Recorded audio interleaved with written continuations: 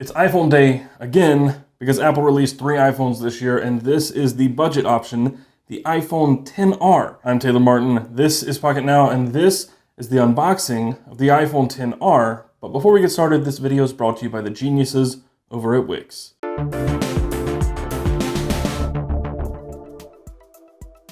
Alright, so here we are with the iPhone XR. I actually opened up the box already because I had no clue what this was. When it came, I had no clue what was actually in it. I didn't know when it was coming, who it was coming from, or anything. So let's just get it cut out of this. So there we are, iPhone XR. Of course, this comes in the standard Apple packaging. It always looks the same. This phone is very, very, very similar to the XS or the 10, but it's just cheaper. That's one of the main differences. And you'll see some design cues that are definitely a little different, because this, to make it cheaper, they had to sacrifice some things. And as much as I wanted to use my knife to cut this open, Apple makes removing plastic a little too easy. This is the 64 gigabyte version, and I'm not entirely sure what color it is. I imagine this probably tells me, but I could be wrong because this comes in 5, 6 different colors. Colors that we don't normally see on an iPhone. Designed by Apple in California, the standard stuff. And of course your paperwork and some stickers are inside the box here. Hello. And this will just tell you a few things about the gestures and the way the iPhone X works. Still happy to see they're including SIM tools, because some manufacturers don't do that anymore. And here's the phone. Take a quick peek. You got your charging brick here. It does not support fast wireless charging, but this phone does support the hardwired fast charging. But like the other iPhones, they do not include the brick. Of course, they wouldn't with the budget option, but that is one big complaint. Why create a phone that has a feature such as really fast rapid charging and not include that in the box? It's very frustrating. Of course, have earpods in here, lightning connector, and your lightning cord down in the very bottom of the box. Literally nothing different here from any that you've seen in the past, I don't know, 4, 5, 7, 10 years, I don't know, however long they've been doing this, they always look the same. So here is the actual phone, the XR. It is heavy. It's much heavier than I expected it to be, which I had heard that it's a heavier version, and there are reasons for that. I'm gonna pull the plastic off, nice and silent, a little static.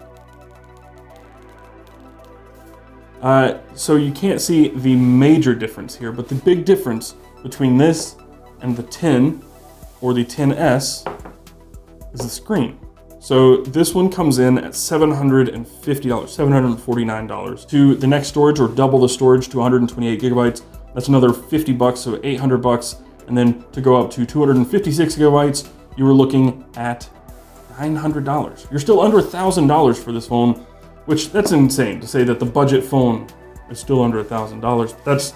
That's just Apple, that's how it is. And already you can see one of the major differences between this and the other iPhones, especially the ones with the notches, the bezels. So it's called the liquid retina, I believe. And that means that you're not getting your bezels or closer to edge. The bezels on this, let me take the case off the iPhone X. There are much larger bezels on the XR. And that is because this is an LCD, it's not an OLED panel. And that means that it's bigger, heavier. It's actually also a lower resolution. But what you are getting with this phone is better battery life. It's got a bigger battery, slightly better battery life than the others. And of course, you're missing your cameras. You only have the one camera, so you don't have the 2 lenses. You don't have just a wide angle and a telephoto. You have the standard, I believe it's a wide angle. It's an f1.4 lens on the back. So here is a quick size comparison I have with all the iPhones on hand. I have the iPhone 8. This is the iPhone X. I don't have the XS or XS Max on hand, the iPhone XR, and the iPhone 8 Plus.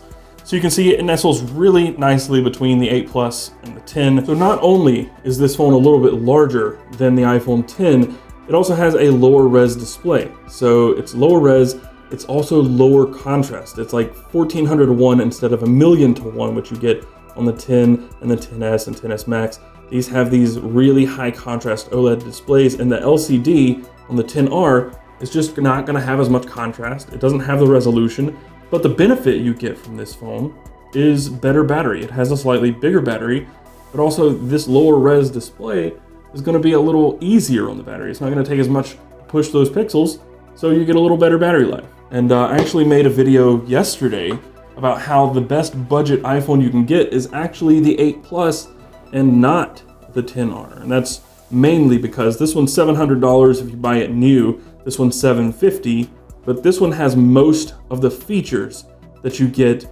out of the newer, bigger phone. So there are a lot of different choices now. You can kind of choose your own poison.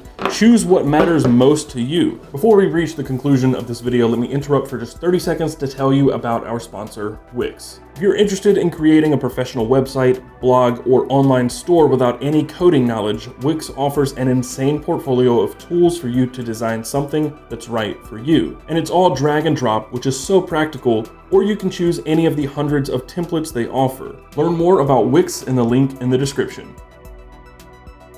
So there you have it, that's the iPhone XR. This phone is Apple's budget option, sort of. I mean, I say that reluctantly because $750 is still pretty expensive for a phone. There are many, many cheaper options out there, but this is the budget option from Apple unless you go with older phones. So it'll be interesting to see how this thing stacks up in the real world, whether it can hold a candle against any of the others out there, or whether you should go with an older phone like the 8 Plus. So stay tuned for that. Be sure to subscribe to Pocketnow if you haven't done so already, and follow Pocketnow in all the usual places. Go to pocketnow.com for your source on all things mobile. You can find me, Taylor Martin, on Twitter and Instagram at CasperTech, and of course I've got channels here on YouTube. Modern Outdoor Dweller is my outdoor channel, and the Best Damn EDC is my everyday carry channel, where I cover a bunch of everyday carry gear. So if you're interested in any of that stuff, click the links down below, and with that said, I will see you in the next one.